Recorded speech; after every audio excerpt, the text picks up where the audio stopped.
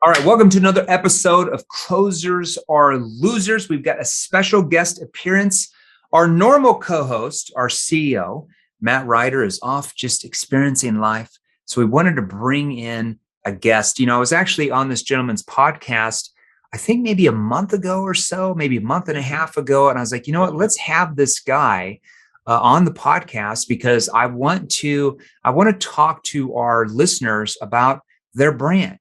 So whether you're an individual salesperson, what does your brand look like? Like, how do you stick out where your prospects view you as the trusted authority, where they view you as the expert with what you sell?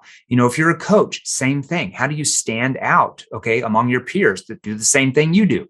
If you're a business owner, which we have a lot of business owners following us here as well, how do you stand out in a marketplace? Like one of our clients, Brandon Kane, says, in his best-selling book, How to Stand Out in a 3-Second World. I mean, you're competing with over 3 billion content creators. You're even competing with 13-year-old, teenage girls on TikTok, right? Trying to draw your prospects' attention away.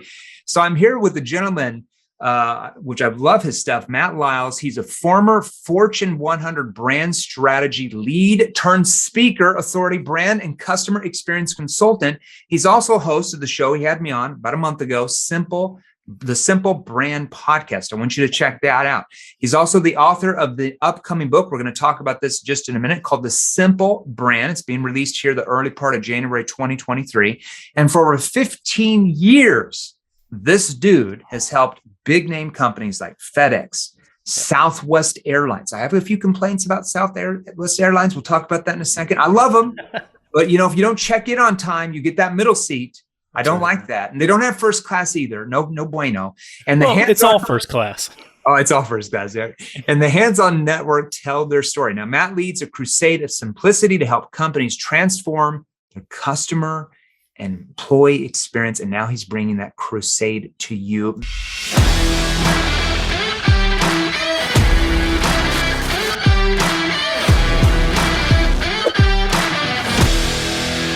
Matt, thanks for being on the show. How was your day out in beautiful Nashville, Tennessee? Oh, Jeremy, thank you for letting me be here. It's great to see you again. I enjoyed talking with you a few weeks ago, and I'm excited to talk here. Yeah, I learned a lot from you, and I'm hoping that I'm hoping that I can share some lessons with you today. But yeah, Nashville. I mean, it's a great day. Spring is here. I had a little allergies a few days ago, but then we've had that good spring rain that washed all the pollen away. So now I'm good to go. You're good to go. All right, man. So let's jump into this. First thing I want to talk about for listeners. Okay, you've got this book called The Simple Brand. It's coming out here in less than a year. You're about 9 months out, 9 months away from it being published. Who did you write this book for? And then why did you write this book? I want to start off by asking you that. Yeah, thanks. I wrote this book for those business leaders and business owners who are struggling, who are concerned with their customer loyalty and their employee loyalty. Okay. And one of the big things that is driving people away, one of the big things that's driving your customers away, one of the big things that's driving your employees away is complexity. Okay. What do you mean by complexity? Yeah. So making it hard for their life, making their life harder, making it hard for them to get things done. Okay. If I'm an employee, the biggest gift you can give me is my time. Yeah. If I'm a customer, the biggest gift you can give me is my time. And that's making it easier for me to get what I need to get. Okay. Let's talk about that. You talk a lot about a simple customer experience. Why is that the best way to really set yourself, differentiate your business from everybody out there? Or if you're an individual salesperson or a business owner, like simple customer experience, why does that differentiate you from everybody else? Well, first things first, if you want to differentiate yourself from your competitors, you can't do it by price. Yeah. Differentiating by price is a losing game because the more you make your price lower, someone's going to come and make their price lower. Well, it just you become commoditized, right? You become commoditized. They just view you like everybody else, and there's nothing that makes you stand out. Keep going. I cut you off. No, quite all right. Yeah. So then the next way, okay, if I can't compete and differentiate by price, well, what if I differentiate by the features that are offered? I can offer more and more features. Well, somebody else is going to come along and offer more features as well. And one of the things that you and I talked about, if you try to make yourself the better competitor or the best competitor, everyone likes to say that they're better. Everyone likes to say that they're best. Well, whenever we hear that, we don't really trust those people because we know they're likely not the best. And it's like someone else will come along later on. Watching The Bachelor, this season is the most dramatic, the most best, amazing season ever. I'm thinking you see. Forget everything you've seen before. This is the best. Exactly. So you can't compete on price. You can't compete on features. The best way to compete is on the experience that you deliver, the overall experience. Yeah. And then when you think about where we are today, the world is evolving at a rapid pace. Even before COVID, the world was evolving with customer expectations today. And then even in a post-pandemic environment, customers have high expectations, high requirements about what they want, when they want it, and how they want it. Yeah, it's so true. It's becoming more competitive every single year. How do you create? Leads me to something else I wanted to ask you that I wrote down. How do you create and manage a brand to help your business brand out from the crowd? You have that term brand out. How do you brand out from your crowd? Walk us through that. Oh, love to. The first thing to understand is understanding really what a brand is. Because, if you're an individual salesperson, if you're part of a team, or if you're not the business owner, you think, am I really in charge of the brand? That's more of the marketing team or the brand team, because that's all the logo and the colors and everything. And that's not the case. That's not what a brand is. Yeah. A brand is not a logo. A brand is not a set of colors. A brand is not a tagline. Okay. Here's what a brand is. A brand is the sum total of all experiences that a customer has with you. Okay. It's the sum total of everything that they've ever heard about your business. It's the sum total of everything that they've heard about you. And here's something else that can be disconcerting. Your brand isn't what you say it is. It's what they say it is. Right. Meaning they define in their head when they hear of Jeremy Minor, when they hear of 7th Level, they think, oh, these are the 3 attributes that I think of when I hear Jeremy's name. Right. So the ideal situation is you want to make sure that what they say your brand is matches what you say your brand is. Okay. And if not, then you've got that work to do to make sure that the experience you deliver matches what you say your brand is. That makes sense. One thing I wanted to focus on here that I thought really stood out when we talked, last time on your podcast, but you say your brands really shouldn't focus on what your competition is doing. Why is that? Where does that come from?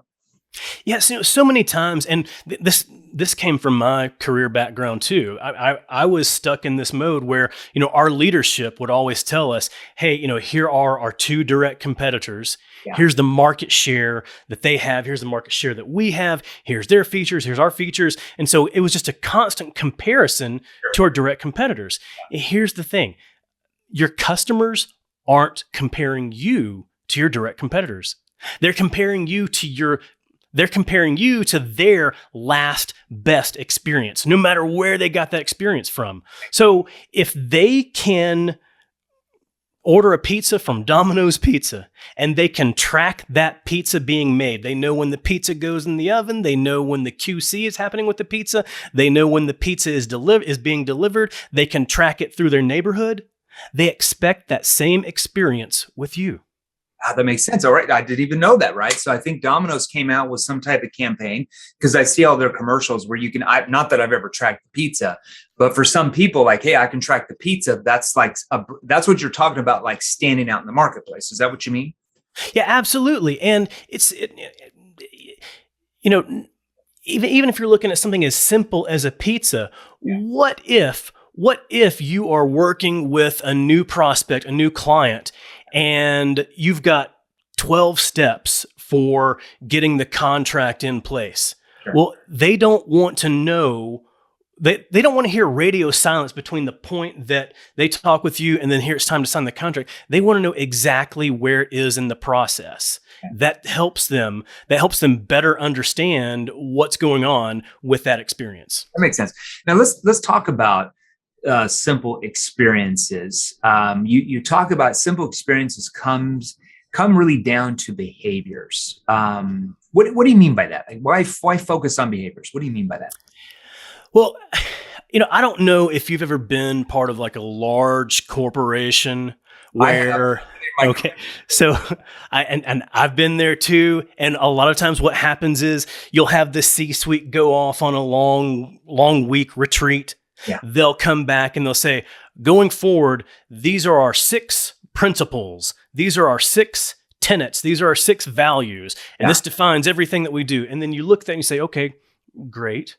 Yeah. But if you create behaviors, saying these are the behaviors that we need to put in the experience that we deliver, then those are behaviors that every single team member can do in their role, no matter if they're the business owner or if they're the front line. So when you put it into behaviors, that makes it really simple to put it down into each individual team member's role and to help them understand, okay, when it comes to delivering a simple experience to the people that I interact with, here are the behaviors that I need to take to be able to do that. I mean, now you talk about there's 6 behaviors, right? So you talk about 6 behaviors. Walk us through those 6 behaviors so everybody listening can like write that down and really understand what you mean by those 6 behaviors. Sure thing. And then, just a, quick lesson here. If you're ever wanting to teach somebody, a set of things to follow, it helps to put it in an acronym. And so I've outlined these 6 behaviors into the acronym SIMPLE. Simple. SIMPLE. All right. So everybody write down SIMPLE right now. And he's going to go through each word, like the acronym, like it's like SMART goals, right? Specific, measurable, attainable. I love that. All right, let's go. Everybody write this down. So the first one is simple never stops. What I mean by that is that you've always got to figure out, okay, what can I do to make this experience simpler and simpler? Because what was considered simple 2 years ago is not considered simple today. Okay. What's considered simple today is not going to be considered simple 2 years from now. So what do we need to do to make things simpler and simpler? Okay. The next one is innovate to stay ahead. So what's coming down the pike for my industry? What's coming down the pike for my business, my customers? And how can I get ahead of that and make creative changes that are going to meet those things proactively head on before they happen? So how do I innovate to stay ahead? Okay, good. The next is minimize barriers. So your customers are going to have some sort of barriers to getting the full effect of whatever it is you offer. Sure. Some of those barriers may be financial barriers. Some of them may be emotional barriers. Some of them may be knowledge barriers. Yeah. So what can I do to minimize those barriers to help them get the full effect of what I offer? And I think that's important. I wanted to pipe in here for saying, if you're a sales professional watching this right now, when he's talking about barriers, you could just focus on like what objections or barriers are these people going to have, or my prospects going to have, that could prevent this deal from actually happening? And if you minimize those barriers, especially if you're in a more B2B complex selling environment, and you're minimizing the barriers of entry, you're minimizing maybe the decision-making barriers, and you're taking that out of the equation, you're more than likely to land that deal. So same thing, if you're in business to consumer sales, doesn't really matter what objections or barriers are these people going to have. And that way, you know how to answer each one of those and ask the right questions that allow them to really solve that for themselves. Let's keep going. I like that. Sure thing. The next behavior is prune it back. So when you think about gardening, the best way to get the full effect, the best way to let your plants thrive is to prune them.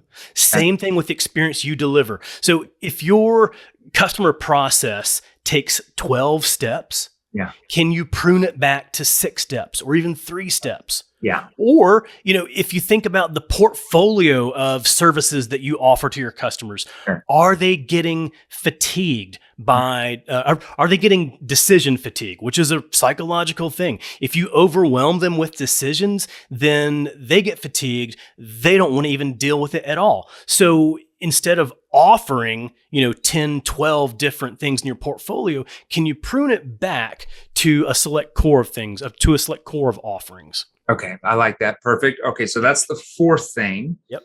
Next? Next behavior is lose the jargon. Lose the jargon. Talk to customers in language that is concise, clear, and simple, in a language that they easily understand. Because if you confuse, then you lose.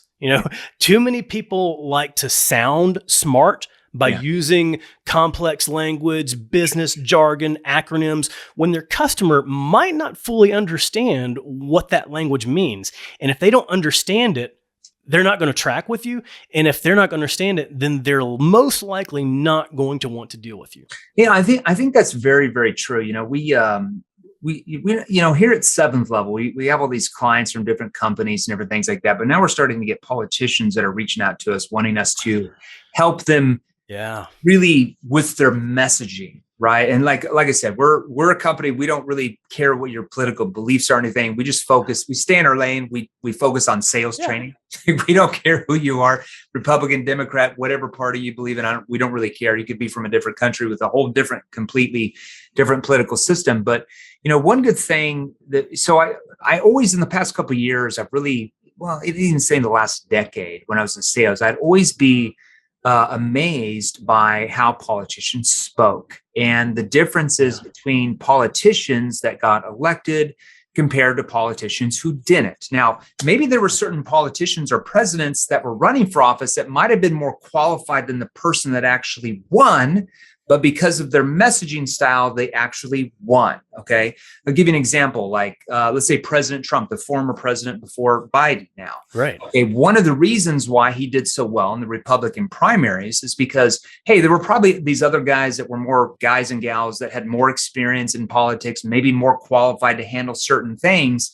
But they really spoke like terms that the average American probably didn't understand. Like, for example, there was a Senator Rand Paul that was very smart, educated, would talk about the Federal Reserve and quantitative easing and all these different type of terms. The average person doesn't know what that means. Like, it's over their head. But when the former, I guess he was running for office at the time, talked about, hey, we're going to build the wall. Like, the average American be like, build the wall, right? Yeah. So that's very simple. It's very easy, but it draws in more of an audience because the average person knows what he means when he says build the wall, right? It's a very simple term.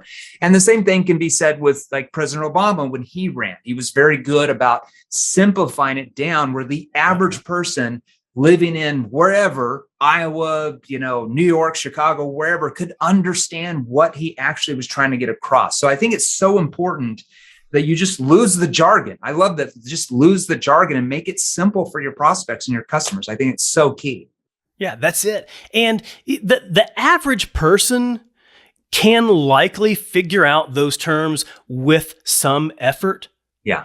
But we're putting forth so much effort all day, every day. We're putting forth the effort to try and not pay attention to all these ads and messages and other experiences that we're bombarded with.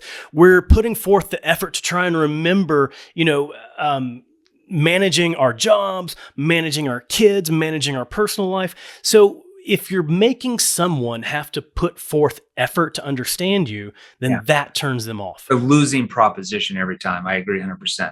All right. Absolutely. We got the sixth one. What's the sixth one? The last behavior is empathize with your customer.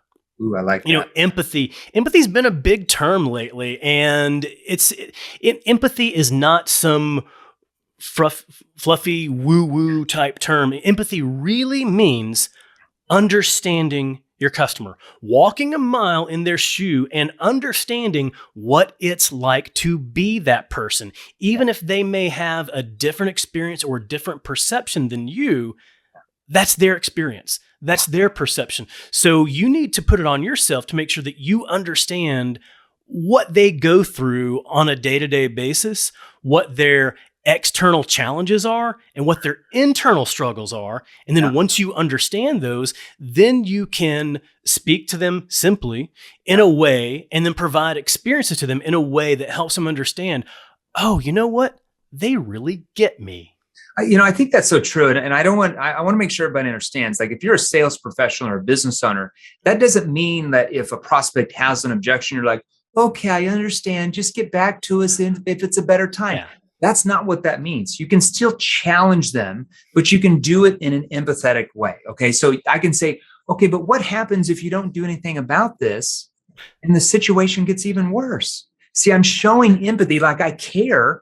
Like, what are you going to do if you don't do anything about this? I'm still challenging, but I can show empathy when I'm challenging them on something. Is that what you mean? That's absolutely right. And so when you talk about these conversations and these comments, these questions that you have with your customer, you're kind of guiding them on a journey. You're guiding them through this process. And if they feel like you understand them, if they feel like you at least understand what it is they're going through, then they're more likely to follow you along on that journey. Yeah. Okay. I want to ask you this. I've got a couple of questions here that are really, really important. I thought could help the audience the most. What have you found that helps us? Let's say if you're a business owner paying attention here, or even a salesperson, what have you found that helps people or companies rethink how brands can really innovate their experiences? Yeah, when we hear the word innovation so much, and when we hear innovation, we tend to think of like these big tech companies. We tend to think of Apple, Amazon, Elon Musk, Tesla. And while they are innovative, that's not necessarily what innovation is. Innovation is really just looking at a problem and creatively thinking about how you can solve that problem. One of my favorite small business innovation examples is, you have children, is that right, Jim? I do. I have 5 kids. Yeah, so I've got 2 boys as well. When they were a couple of years younger, they loved to go to bouncy houses, like this big warehouse. You walk in, you pay a few dollars, and your kids get to walk in all these bouncy houses and just bounce for hours. Yeah. Well, there's a bouncy house company in Louisiana called Buku Bounce, and this company owner saw that his core audience was toddlers and young children, and then he got to thinking, got to realizing, and Jeremy, I don't know if you know this, but young kids, they actually do grow up. So he realized, if I want to hold on to these customers, then I've got to figure out what I can offer them, what I can change, and what I can offer them to keep them. And all he did was he took out maybe 1 or 2 of those bouncy houses at his warehouse, and then put in a few arcade games, put in some hockey, some air hockey, things like that. So Dodgeball. That's the next step, I think. That's the next step. No, I was just, there's some big brand out here in Arizona. They're everywhere. And it's like they have the same thing you said. It's like they have all these jumping pits and all these cool things. But now they have a couple of dodgeball courts, and you see the teenagers over there, and you see the little kids over there bouncing around in the other part of the thing. Keep going. Yeah. So now, he has had his core audience aged into new experiences that he was able to offer, and they're still coming to his location. So what that was simply him just creatively thinking about, okay, what can I do to offer something new that my customers are going to need a couple of years from now? And then, as they get into those teenage years, he's probably going to need to offer dodgeball. So now he's really getting 5-year-olds who have birthday parties all the way up to teenagers, 17 and 18 years old, right? Because they got dodgeball, they've got arcades, they've got where you can bounce on a thing and slam it like basketball. That's what I see now. So it's like you're capturing this huge market now. Yeah. So when we think of innovation as just technology, we don't think of us being able to make creative solutions to problems like that. But when you think of innovation as simply creative problem solving, then that allows us to think of, okay, what can I do to help solve some future problems for my customer? I love that. How do you deliver simplicity to employees? So we have a lot of business owners that follow us here, companies. How do you do that for their salespeople that they hire or other employees? Yeah, absolutely. And when we think of, if we want to deliver a simple experience to our customers, we can't fully do that if we're not delivering simplicity to our employees, or if we're not creating a culture of simplicity among our employees. And again, it goes through these same 6 behaviors. You take these same 6 behaviors and think of, okay, what can I do in my behaviors with the experience that I deliver to my employees, or with how I lead my teams?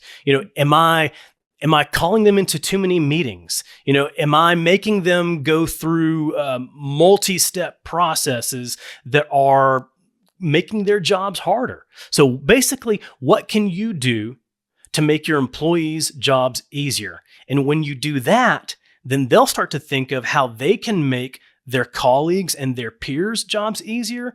And that makes it a lot easier for them to do the same thing for your customers. So it's like a whole overall benefit for employees down to consumers once you're able to do that just for your own employees.